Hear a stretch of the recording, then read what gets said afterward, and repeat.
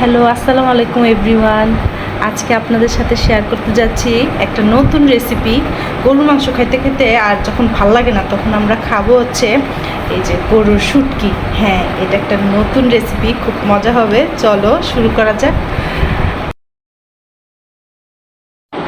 এখন প্রথমে প্রেশার কুকারে গরুর মাংসের শুটকিগুলোকে দিয়ে 4-5টা ভালো সিটি দিয়ে তারপরে এটাকে যখন একটু নরম হয়ে আসবে তখন এটাকে শিলপাটায় ভালো করে ছেঁচে এটাকে জোড়া জোড়া বানায় দিতে হবে।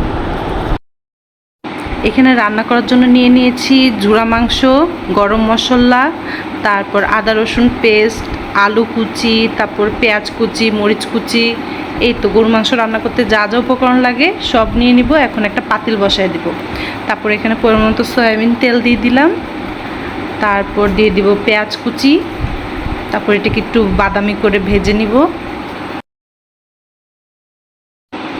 তারপর বাদামি করে ভাজা হয়ে গেলে এখানে আস্তে আস্তে আমি সকল গরম মশলা দিয়ে দিব, তেজপাতা, দারচিনি, এলাচ দিয়ে তারপর পরিমাণ মতো হলুদ গুঁড়া, মরিচ গুঁড়া দিয়ে দিব। এটা একটু কম দিতে হবে, নইলে আবার জামাই বকা দিবে। তারপর ধনিয়া গুঁড়া, তারপর পরিমাণ মতো পানি দিয়ে ভালো মতো কষায় নিতে হবে।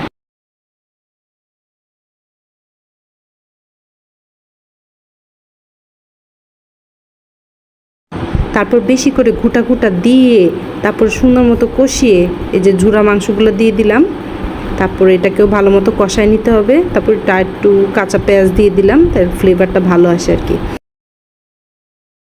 ভালো মতো ঘুটা ঘুটা দিয়ে এটাকে ভালো মতো কষায় নিতে হবে হালকা একটু পানি দিয়ে। গাইজ, এখানে আমার পাতিল পুড়ে যাচ্ছিলো, এই জন্য আমি কড়াইয়ের মধ্যে এটা শিফট করে নিলাম। তারপরে কড়াইয়ের মধ্যে ভালো মতো এটা কষায় নিব, কষায় দমে দিয়ে দিব। এবার দমে দিয়ে তারপরে কষানো হয়ে গেলে এখন আলু কুচিগুলো সুন্দর করে দিয়ে দিব। ঢাকনা দিয়ে দিব, এটা কতক্ষণ কষুক। তারপর কষানো হয়ে গেলে পরিমাণ মতো পানি দিয়ে দিব। পরিমাণ মতো পানি দিয়ে এখন আলুটাকে একটু সিদ্ধ হতে রেখে দেব। আলুটা যখন প্রায় সিদ্ধ হয়ে যাবে তখন উপরে দিয়ে দিব আমার শাশুড়ি মার সিক্রেট মশলা, আর দিয়ে দেবো কাঁচামরিচ কুচি। কাঁচামরিচ কুচি দিয়ে তারপরে আবার সুন্দর করে একটু নাড়াচাড়া করে দমে দিয়ে দিব। বাস, এই তো রেডি হয়ে গেল কিশোরগঞ্জের বিখ্যাত গরুর শুটকির ঝুরা ভুনা। এখন গরম গরম ভাত দিয়ে খাবো।